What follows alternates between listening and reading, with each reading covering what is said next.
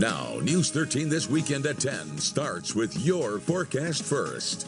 Sponsored by the Sleep Center.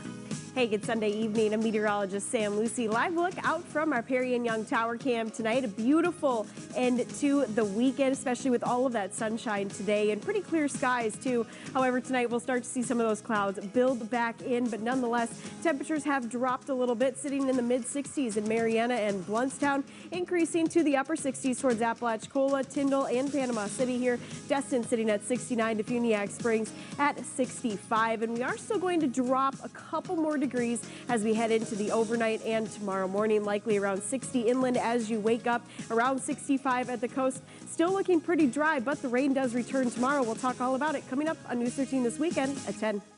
A man is behind bars today after being involved in an attempted armed robbery last Sunday. We'll tell you what happened. Plus, the Walton County Art Alliance wrapped up the 26th annual Flutterby Festival at Inland Beach. We'll show you how the weekend festival offered a little something special for everyone. And Race City held an 850 Strong Family Day today at their amusement park in Panama City Beach. We'll tell you why the rides were free of cost for all ages to enjoy. Live and Panhandle strong together. This is News 13 This Weekend at 10. Good evening. Thank you for joining us for News 13 This Weekend at 10. I'm Taylor Rambo. Kelly Grossfield has the evening off. We begin tonight with breaking news. One man is dead in a vehicle versus motorcycle crash in Walton County. The Walton County Sheriff's Office, Walton County Fire Rescue, and the Florida Highway Patrol are currently on the scene and at the intersection of Highway 331 South and 331 Business. Both southbound lanes of 331 are shut down following the traffic fatality.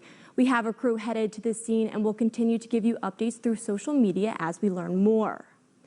Springfield police are still investigating the death of one person after a body was found at Martin Lake on Saturday afternoon. Police say the call came in around 5 when a man saw a body floating in the lake. Springfield Police Chief Barry Roberts says the man took a picture and sent it to the department. Springfield Police and Fire Rescue responded to the call. Bay County Sheriff's Office also arrived on scene shortly after and took their boat out to retrieve the body. They believe the body to be a Caucasian man, and the investigation is still ongoing. 3 men are in custody today after a car chase caused them to crash into another vehicle late last night. The chase started in Springfield as the vehicle with 3 men inside refused to pull over for Springfield police. The vehicle then running into an unoccupied car on Lakewood Drive in Parker. The 3 men tried to flee the scene, but were caught and later taken into custody. They are facing fleeing and eluding charges along with possession of a firearm and narcotics. The name of the 3 men have not yet been released. The search is over and 1 man is behind bars today after being involved in an attempted armed robbery last Sunday. According to the Bay County Sheriff's Office, Ramey Godfrey is in custody. Godfrey was wanted for aggravated assault with a firearm after he held a pastor at gunpoint last Sunday at the First Baptist Church in Fountain.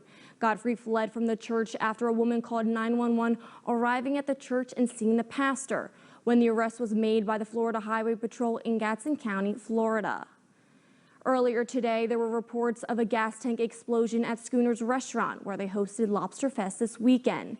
Sources that were at the scene say a propane tank exploded, injuring a woman and man standing close by. They were both transported to the hospital. According to the Bay County Sheriff's Office, the owner of Schooner's went to the hospital to check on both individuals. Lobster Fest festivities continued throughout the day as planned. We'll continue to keep you updated as more details unfold. And Schooner's annual Lobster Fest is wrapping up tonight after a week-long of festivities.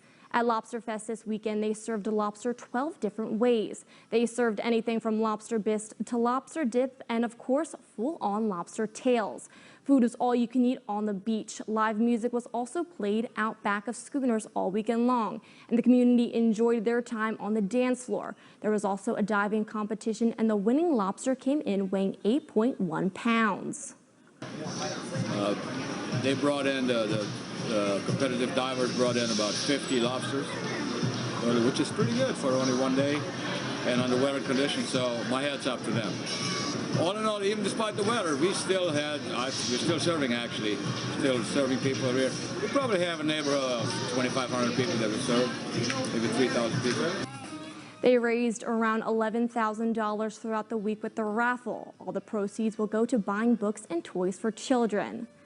Today, the Walton County Arts Alliance wrapping up the 26th annual Flutterby Festival at Inland Beach. The festival celebrating the migration of the monarch butterfly through the Walton County area.